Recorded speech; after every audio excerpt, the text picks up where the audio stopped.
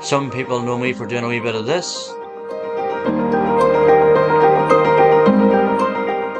a wee bit of that, and a wee bit of this.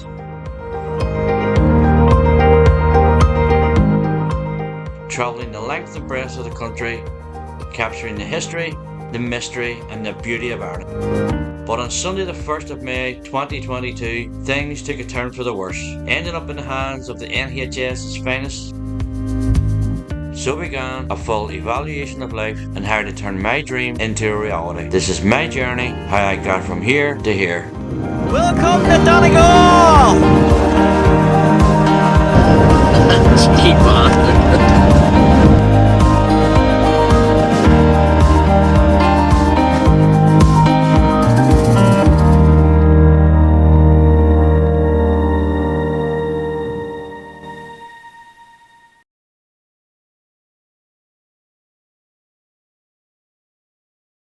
So we're left with the aftermath of the situation with the rust that was behind the door rail. I'm not going to lie, it absolutely broke me.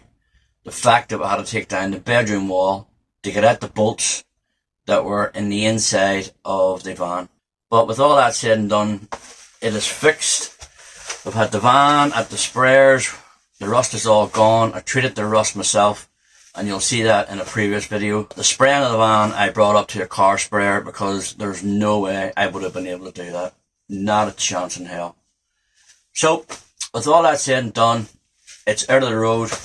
We need to start putting this van back together and we need to continue on and try and get this thing completely finished. There's a few wee things I want to attend to. I'm not happy with this roof, I'm not going to lie. I did actually consider drilling the roof down and starting afresh, but the thing that put me off was when I was putting the roof up, this bit here was so awkward to get up. I literally had to be right underneath it to bang it in for the tongue to go into the groove. There's no way I would have been able to do that with this wall up. So what I'm going to do is I'm going to try and tidy up this roof because it is really annoying me. So what I'm going to do is I'm going to take the screws out one by one, sand over it with a bit of 40 grit sandpaper and bury the screws completely, and then we will go over it with the wood filler. Then if it doesn't look right or if I'm still not happy with it, I'll then consider taking the whole roof down, going back to the builder's yard and we'll start afresh. So that's the screw that's come out. Countersink it. I do have to take into account that the tongue and groove is roughly 8 or 9 mil thick. There is a 5 mil batten below that, so the screw should be no more than 15 to 20 millimeter, and that should be enough where it does not go anywhere near the roof. I have researched this for the last while on the best way on how to hide screws. There's actually people talking about chipping a bit away, putting the screw in, putting a bit of wood over the top and gluing it down and all that carry on. That's too much hassle. There we go. And we'll just continue this the whole way around the van. This is going to take a wee bit of time, but we will get there. What a boring process of removing the screw, then countersinking and putting the screw back in. This is the procedure I used all around the roof. I will not put you through this, but this is how I ended up here. So something like that, and if this doesn't work and it does not improve the finish, then the whole roof is coming down and we'll start afresh. So this is the wood filler which I used when I was doing the bedroom and the dining room area to fill the screws that the holes made. If I recall right, it is one good golf ball size ratio to the size of a pea. That's about the size of a golf ball, isn't it? Which you mix in for 25-30 seconds and slap it on. So we'll just slap this on before the thing hardens. Right, we will leave that overnight. We will let it harden and see exactly how that turns out. And then we will decide whether or not we're getting a new roof. Off, off, off, off. off. So the next morning I just picked up from where I left off. This time I got my hands on some of that green frog masking tape, taped around the edges to give myself less work when sanding, and filled in the holes with the old wood filler. I allowed it to dry, peeled off the masking tape, and started the sanding process. Again, I will not bore you with this, but you do get the picture.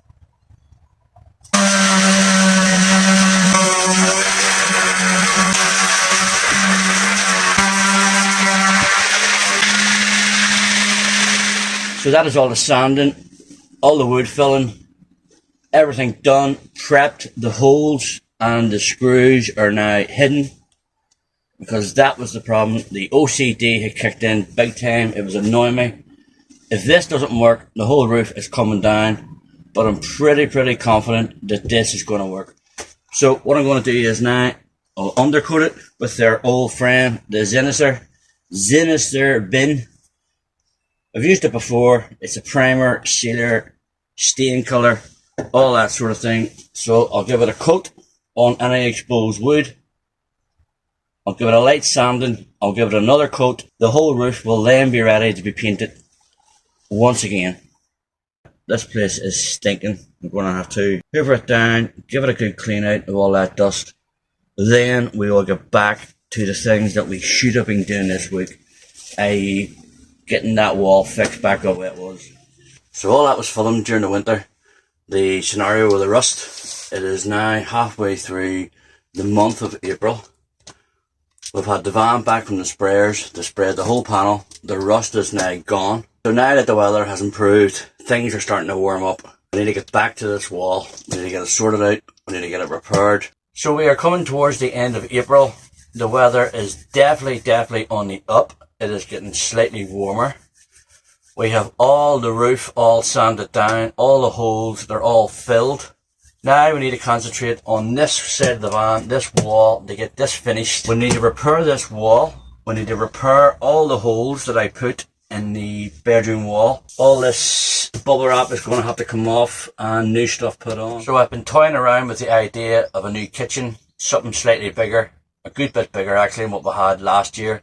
That was just to get us away in the van, just to do this. But I reckon we could get a decent little size kitchen in there. So I've been measuring things out for the last few days, and if everything goes to plan, we should get a decent size kitchen in there. But we are going by my measurements. Yeah, if you have been watching the van build, you'll see that my measurements don't always go to plan.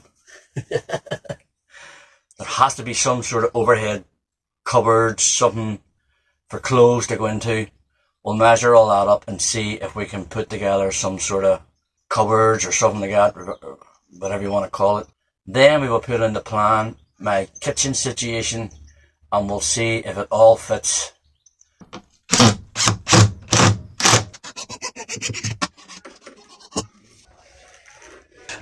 So that is it cut. There is roughly 9mm off this side here, and the reason that being is I'll tell you in a minute. However, that is it exactly where it should be. I'm going to use this foamy stuff, that gap filling expanding foam. I'll put the green tape around the edges, give it a good blast of it, and when it hardens, I'll then run a blade just over it so that it's all just flush, and give it a wee bit of a sandpaper. That should be it back to the way it was. You're not going to see it anyway because we do have to build some sort of a overhead cabinet for a bit of clothing, all that sort of thing. So it's going to be right at the back and you're not going to see nothing. This bit here is deliberately left because that's where all my electrics are. And just in case I ever need to get my hands in there, I'm going to use some sort of black plastic corrugated, something it's called. I'll show you anyway when we get to that stage. So the reason I took 8 or 9mm off the end of that was because when the kitchen goes in here, I want the end panel to be the actual partition wall, which is going to run right up the back of that. And that is 13mm thick according to IKEA's website, as that's where I was yesterday, just measuring things up to see if this thing is going to work. So there already was 4 or 5mm spare. So I did take the extra 8 or 9 mil off it there, and that should fit in there perfectly. I know it sounds a bit weird and a bit awkward at the minute, but I do have a vision of it in my head. I just need to work out how I'm going to do it. It's in here somewhere. I just have to get it out here. And for this, here are a few things that I used to build it. The screws I got from Screwfix. The actual pocket jig came from Amazon. And for the frame, I used 45 by 25 millimeter, which I got cut to size in my local hardware store, just to keep everything simple. But before I built the actual real frame, I made up a template using 30 by 30 millimeter because I'm no handyman and I wasn't sure how many attempts it would take to get this thing right. Plus, I just didn't want to ruin any good timber. Now, there's probably easier ways of doing this, but this is the only way that I seem to be able to do it. So I placed the frame along the roof, used a bit of cardboard as the bottom of it, and tried to keep it all straight or as plumb as possible. This would give me the measurements of the size of the bit of wood I would need to cut for the floor of it. And for the front of it, I used the exact same procedure to get the measurements of the roof I would need for the front. For the end pieces, and this is why I cut a little off the window panel earlier, so that all this would fit in and stay nice and flush. Now that I know that this thing is actually going to work and it all fits, it is now time to build the cabinet for real. So just copying everything I just done earlier, the lengths, the sizes, all that sort of thing, but this time using the 45 by 25 millimeter. At this time, I would like to apologise. I actually lost a little bit of footage at this stage, but you do get the gist of how I got to here. Now it's time for the first fit. So that has to go right on there, right on. Right up against the edge.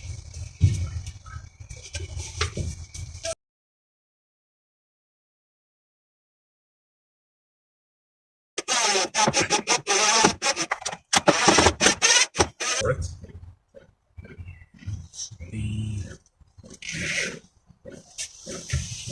That's really good.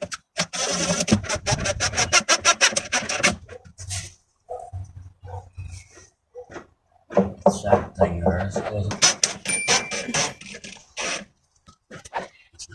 so a wee bit of trimming, tweaking, and a wee bit of sanding, I finally get the first glimpse of what this thing is actually going to look like. And now that I know that I am sort of in the right ballpark, it's game on. So I pre-drilled the screw holes, used the old countersink, and started to tighten and secure everything down. Added a little more strength to the cabinet.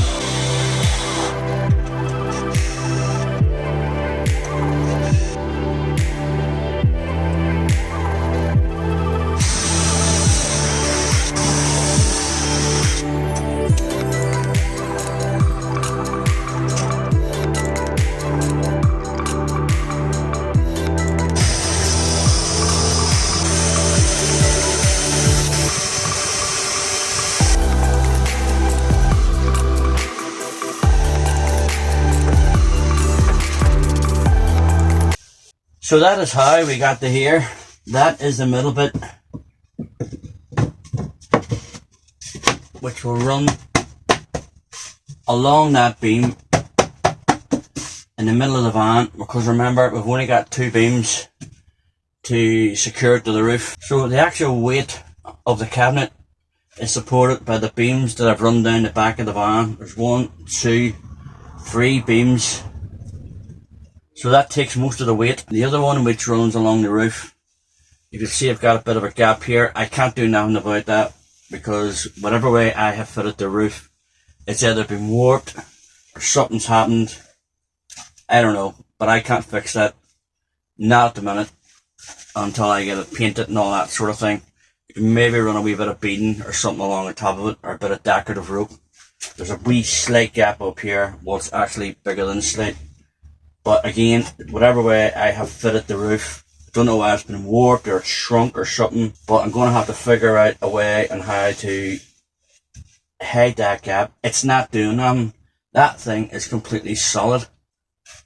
completely solid. It's not going anywhere. So because we only have the 2 beams going along the roof, and this bit over here, I probably didn't need to, but I did it anyway. I did run a bolt that goes from the back of the van straight through, and then just to hold this up to stop it flapping about. I do have a bit of 2x2 in behind that just to give it extra strength or support.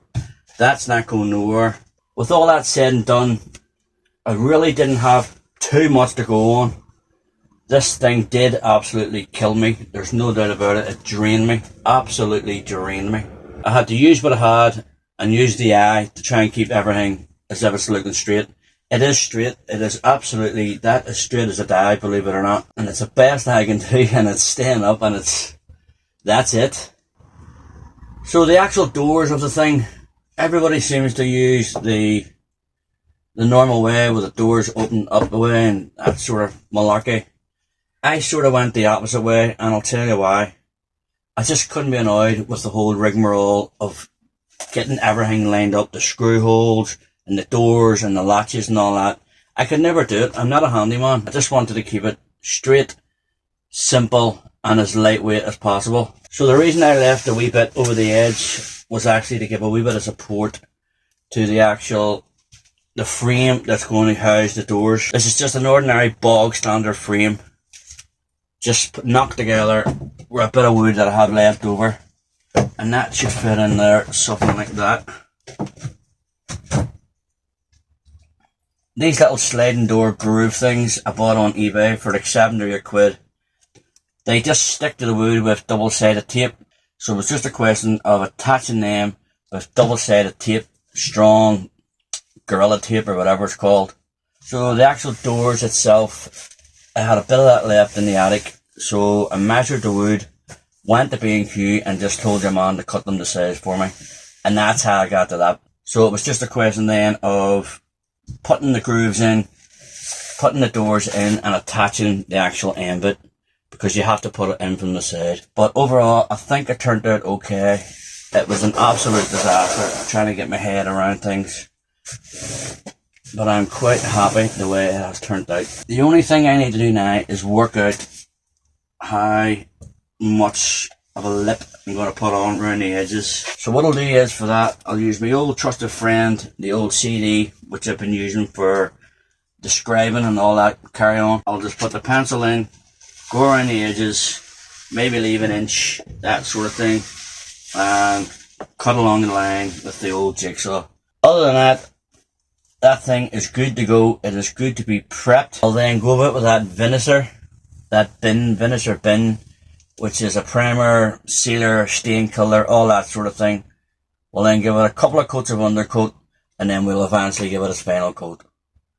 I'm so glad that's over.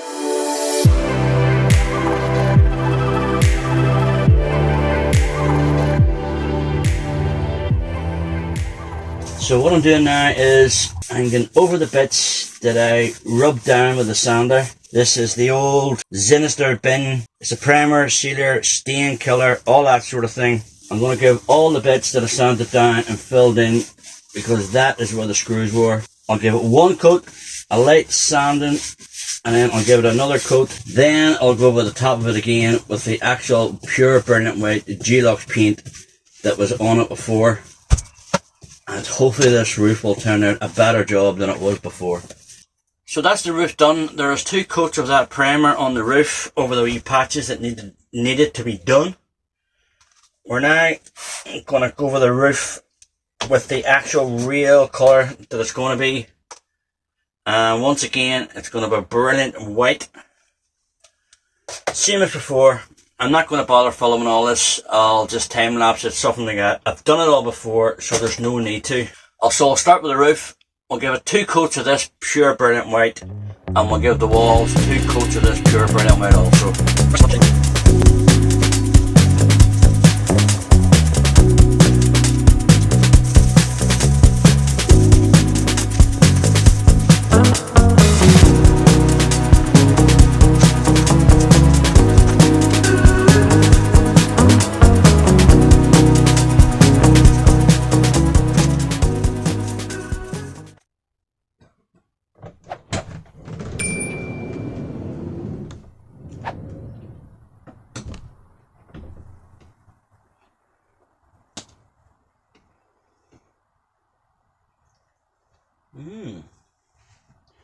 Not bad. Not bad at all. Not bad at all. I'm happy enough with that. I can live with that alright.